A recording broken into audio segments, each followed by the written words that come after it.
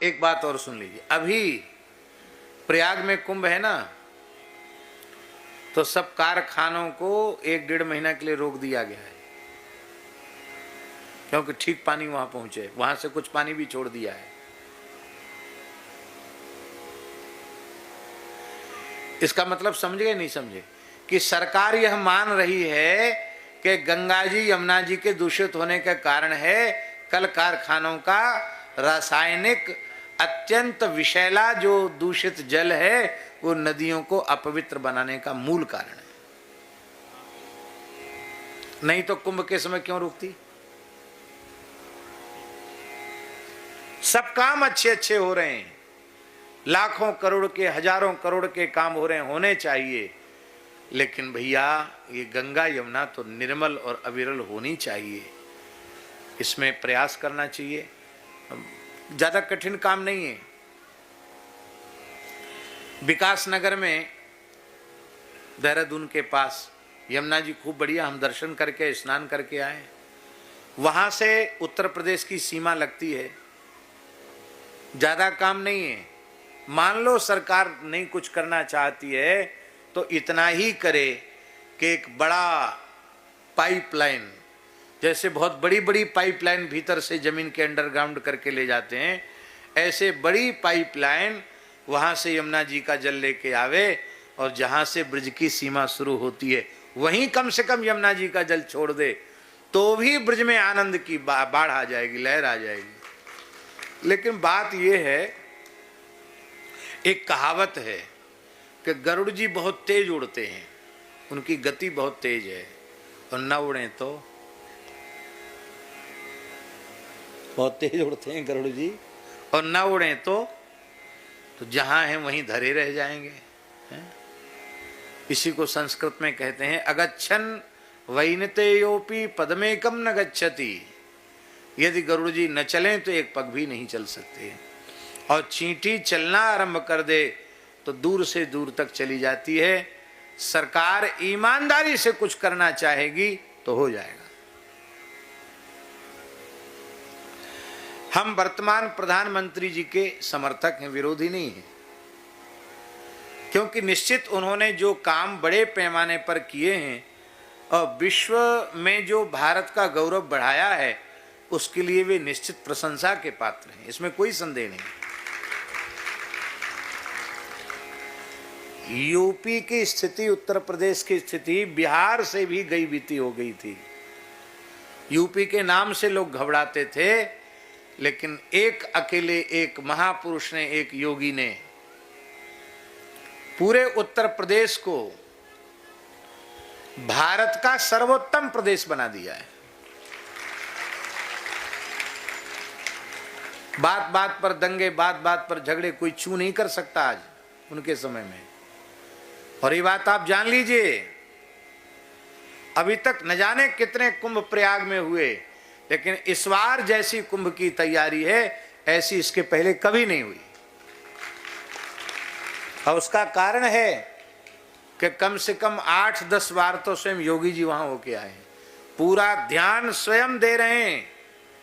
और एक समय वह था जब प्रयाग कुंभ में मेला प्रभारी एक मुसलमान मंत्री को मेला का प्रभार दिया गया था। एक समय, वो भी उस समय का भी हमको पता है किसका शासन था और कैसी व्यवस्था थी, उसको भी हमने देखा।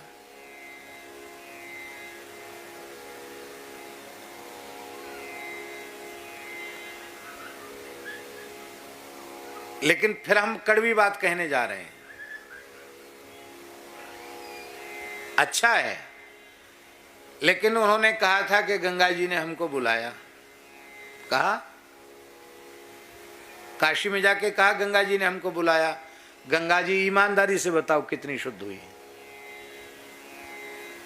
काम हुआ, ये हम नहीं कहते नहीं हुआ हो, घाटों के सौंदर्यकरण का काम हुआ, सब काम हुआ, लेकिन क्या गंगा जी गंदे विषैले कचड़े के पूरी तरह जाने से गंगा जी मुक्त हो पाई क्या? यदि गंगा जी को मोदी जी शुद्ध करना चाहते हैं तो पहले गंगा में मिलने वाली नदियों को शुद्ध करना पड़ेगा। ऐसा नहीं कि गंगा जी शुद्ध करें, यमुना जी के शुद्ध किए बिना गंगा जी शुद्ध हो जाएं, ये संभव नहीं है।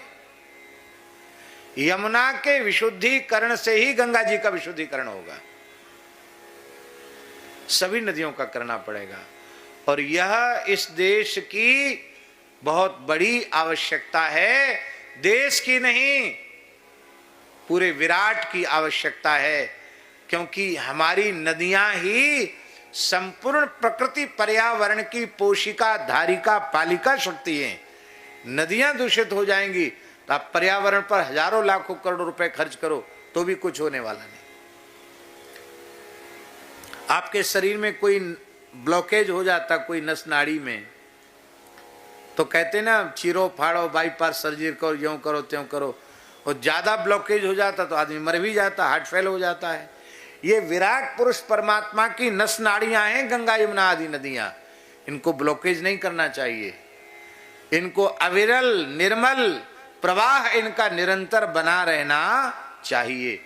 तो यह कार्य एक तो भारतवर्ष की धरती गोवध के कलंक से सदा सर्वदा के लिए विमुक्त हो, ये बहुत बड़ी आवश्यकता है। दूसरी आवश्यकता है हमारी गंगा यमुना आदि नदियां वो प्रदूषण से सर्वथा विमुक्त हों। इन दो चीजों की तो बहुत बड़ी आवश्यकता है।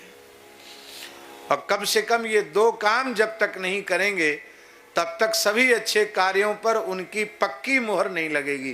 पक्की मुहर तभी लगेगी भले ही चाहे तुम सोने की पटरी बिछा दो और सोने की बुलेट ट्रेन चला दो, यदि गोवध इस भारत की धर्म प्राण धरा पर होता रहा तो आपके किए गए अच्छे अच्छे सभी कार्य वो नगण्य हैं।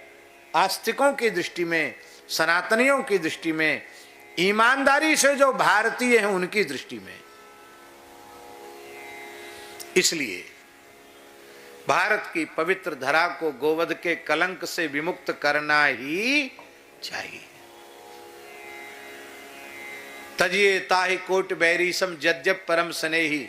ऐसे लोग भी हैं जो राजनीतिक पार्टियों में हैं, गाय में उनकी बिल्कुल श्रद्धा नहीं है, वो स्वयं गोमांस खाते हैं। और वो पार्टियां, वे लोग जो बहुत हल्ला गुल्ला मचाते हैं, वो यह भी जानते हैं कि ये गो विरोधी हैं, गोमांस खाने वाले हैं, फिर भी राजनीतिक लाभ के लिए उनको छोड़ नहीं पाते हैं। ये जब तक दृढ़ता भीतर से नहीं आएगी, जाके प्रिय न राम वैदेही तजिए ताहि कोटि वैरी सम जद्यप परम स्नेही, तब तक देश का सुधार संभव नहीं है। क्या कहें, हमारी न चलती है और न हम चलाना चाहते हैं, लेकिन इच्छा तो मन में हमारी यह अवश्य होती है कि इस देश में ईमानदारी से गोवध के महापाप को रोकने के लिए एक बहुत विराट संगठन, जो न किसी जाति से, न किसी पार्टी से, न किसी दल से, न किसी संघ से जुड़ा हो, जो विशुद्ध गोरक्षा की भावना रखता हो, ऐसा एक संगठन इस देश में गांव, घर, जिला, प्रांत और पूरे राष्ट्र के स्तर पर निर्मित होने की अत्यंत आवश्यकता है।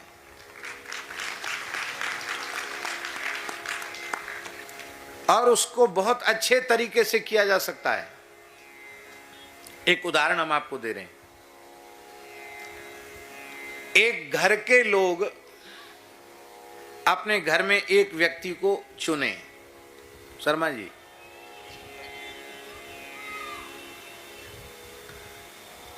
गृह गो सेवा प्रमुख। क्या? गृह गो सेवा प्रमुख। अब सभी पूरे गांव के जो गृह सेवा प्रमुख हैं वो मिलकर के ग्राम गो सेवा प्रमुख का चयन करें। अब गांव के कुछ ब्लॉक होते हैं, तो एक ब्लॉक में जितने गांव होते हैं वे गांव के प्रधान, ग्राम गो सेवा प्रधान, वे ब्लॉक प्रमुख को चुने। फिर एक ब्लॉक में जो तहसीलें होती हैं वो तहसील को प्रमुख को चुने।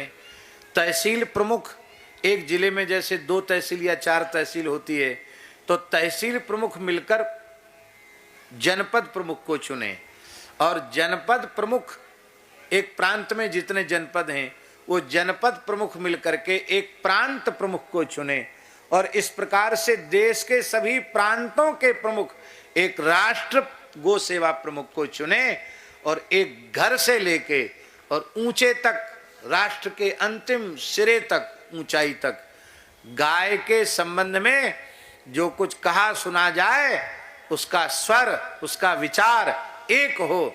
तो हम आपको सत्य कहते हैं कि जिस दिन ऐसा संगठन तैयार हो जाएगा उस दिन देश का नक्शा बदल जाएगा। फिर ये ऊट पटांग काम नहीं होंगे, फिर हिंदुओं को पददलित नहीं किया जाएगा, फिर बहुसंख्यक समाज को तिरस्कृत नहीं किया जाएगा, फिर सब ठीक हो जाएगा, गंगा यमुना सब ठीक हो जाएंगी। ऐसा संगठन तैयार तो हो। हमारे पास संगठन नहीं है, हमारी बात कोई सुनने वाला नहीं है।